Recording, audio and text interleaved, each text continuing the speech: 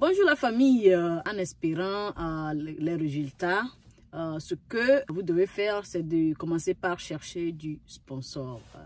Et en se basant sur certaines questions que vos frères ou vos soeurs qui ont déjà gagné m'ont posées, je peux dire que c'est un sujet qui est soit mal expliqué ou bien soit mal compris. Donc j'aimerais, avant de vous dire quoi faire ou bien comment chercher un sponsor, si vous voulez bien, j'aimerais éclaircir un peu ce sujet de sponsor, mais à quoi ça sert, et patati patata avec vous. Okay? Ici, c'est votre soeur Amen, la vraie douceur. Si c'est votre première fois, n'oubliez pas, abonnez-vous pour ne manquer aucun contenu de nos vidéos futures. Alors, la famille, lorsque vous serez sélectionné, la première des choses que vous devez faire, c'est remplir un formulaire appelé le DS260. Okay?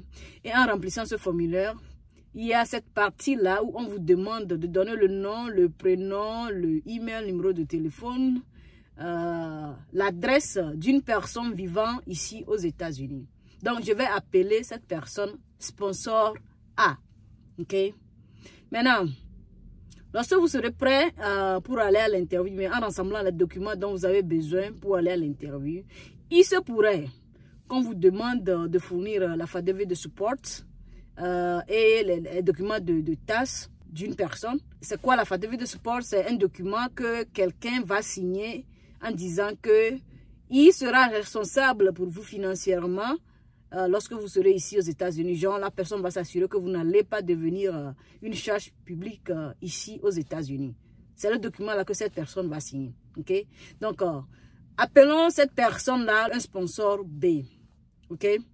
Le sponsor A et le sponsor B peuvent être deux personnes différentes. OK? Au même moment, le sponsor A et le sponsor B peuvent être la même personne. Okay? Parlons du sponsor A. Le sponsor A n'est pas facultatif. Okay? Parce que lorsque vous serez ici aux États-Unis, votre green card sera envoyé sur l'adresse de cette personne. Donc, sans le sponsor A, vous ne pouvez pas venir ici aux États-Unis. Parce que si vous ne remplissez pas cette partie, le document ou bien le formulaire ne va pas vous laisser aller sur la page suivante. Donc, c'est très important. Il peut arriver que vous avez décidé de ne pas vivre avec cette personne. Bien, ça dépend de ce que vous avez négocié avec la personne. OK? Mais assurez-vous que ça soit quelqu'un qui est proche de vous. Parce que imaginez si vous êtes maintenant peut-être à Michigan et que votre sponsor A est peut-être à New York.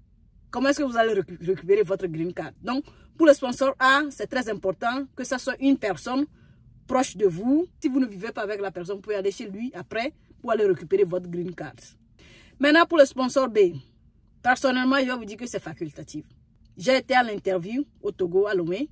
On ne m'a pas demandé ça. J'ai fait la suivi des dossiers de certaines personnes venant de Lomé aussi. On leur a pas demandé ça. Mais au même moment, il y a certaines personnes qui sont allées à l'interview. À l'endroit là, même endroit, on leur a demandé ça. Et dans certains pays, on demande ça. Dans d'autres, je veux dire, dans l'ambassade de certains pays demande ça. Dans d'autres, on ne demande pas. Okay? Donc, s'il arrive que vous tombez sur une personne et la personne vous dit, tiens, je peux être votre sponsor A, c'est-à-dire je peux vous donner mon adresse que vous allez utiliser, patati patata. Avant d'aller à la quête pour le sponsor B, au cas où la première personne dit, je ne peux pas être votre sponsor B, contactez vos ambassades via un email. Ne les appelez pas, n'allez pas là-bas en personne, écrivez-leur un email pour savoir si vous avez besoin d'un sponsor en tant que gagnant de la loterie Visa. S'ils disent oui, demandez-leur lequel. Parce qu'il y en a deux. Il y a un pour les non-immigrants, il y a un autre pour les immigrants. J'ai toujours conseillé des gens d'utiliser celui des immigrants. Et il y a certaines personnes qui ont toujours conseillé les gens d'utiliser celui des non-immigrants. Pourquoi? C'est parce que un gagnant de la loterie Visa n'a pas besoin de sponsor. Mais comme je l'ai dit, certaines ambassades demandent ça. Donc, en leur posant la question, assurez-vous qu'ils précisent lequel de ces deux-là vous allez utiliser. OK? Et pourquoi je vous demande de leur envoyer un email? C'est parce que quand vous appelez, vous ne parlez pas au consul. OK? Vous parlez à peut-être le secrétaire ou bien à quelqu'un d'autre. Et il se pourrait que ces deux personnes ne soient pas sur la même page. Alors, lorsque vous allez les envoyer un email, s'il vous dit, hey, vous n'avez pas besoin de ça, le jour de l'interview, imprimez cette réponse. S'il arrive que le consul vous dit, hey, où est votre affidavit de support, présentez-leur ces documents comme votre preuve. Si vous les avez appelés, il n'y aura pas de preuve. C'est votre parole contre la parole de la personne que vous avez appelée. D'ailleurs, même vous ne savez pas même à qui vous avez parlé. Si vous allez en personne, comment est-ce que vous pouvez prouver ça? Donc, assurez-vous d'envoyer un email.